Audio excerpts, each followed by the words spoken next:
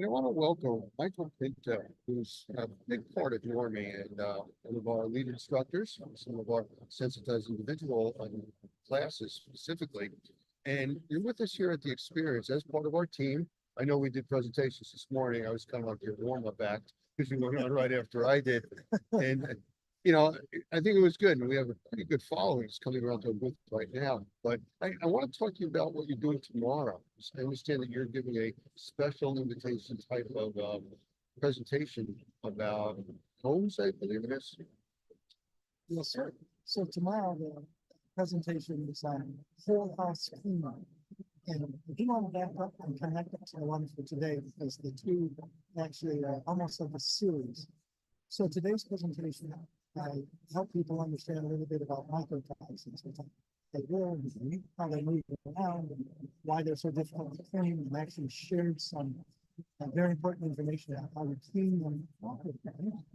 And one of the things that was very important in that presentation was the fact that the microtoxins get moved around the house and then they don't get thought about in terms of standard remediation, meaning people remove the source material, but they forget about cleaning the microtoxins in the rest of the house. And they think, well, we set up a containment, we remove the source material so we didn't spread anything around.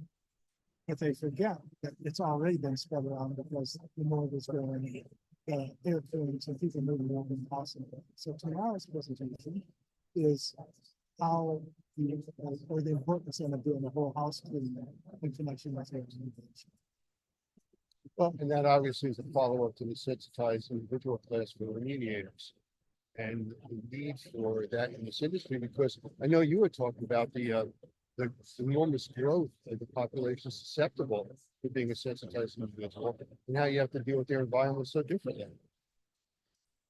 That's absolutely correct. So, and the crazy thing is the numbers actually work for us and against us in the industry. They work for us from the standpoint that probably the maximum, from what we know of the genetics of the worldwide population, is that about 25% of the population could be susceptible to more exposure and sensitivities. But the flip side of that is that 75% probably are not susceptible to becoming sensitive. So that means that even under the worst scenario, about 75% of the standard remediation, even if it doesn't cover the microtoxins and even if it doesn't clean up the whole house and things like that, that might be bad for the sensitized person, is still going to be okay for the regular person, which means that most of the jobs are going to be done. People are going to be happy. Well, one of the key points there is you said 75% of the population, but there's a percentage to that that's undiagnosed. And that's really the part that's the unknown, and dealing with the environment as if they were sensitized individuals protects everybody, going that extra mile. And it's really just following the protocols that work for everybody. Except that the protocols that work for everybody are protocols that are more extensive than your standard remediation protocols. The other aspect of that, people, who are not statistics or math experts or anything, they don't catch the phrase that 25% are potentially, or maybe genetically potentially sensitive. But to be actually sensitized, you have to have the exposure. So you can live your whole life having that genetic potential. Stay away from mold, or even in some cases have mold remediation that's done properly and done early before it has a chance to spread, and you can be fine.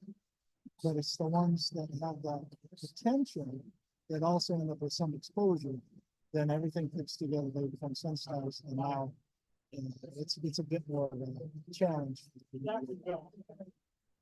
Well, that's kind of the point that, yes, and you're right, it's more expensive of a process, and it's a protocol that would work for everybody.